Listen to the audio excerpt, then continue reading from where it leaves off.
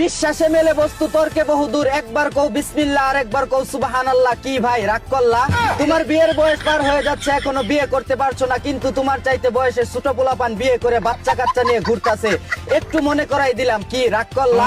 বন্ধু বান্ধব 5 টাকার একটা চা খাইতে চাইলে খাওয়াও না, কিন্তু গার্লফ্রেন্ডকে রেস্টুরেন্টে নিয়ে ফুচকা চটপটি চাইনিজ খাওয়াও, গোপন কথা বইলা দিলাম। কি ভাই রাগ করলা?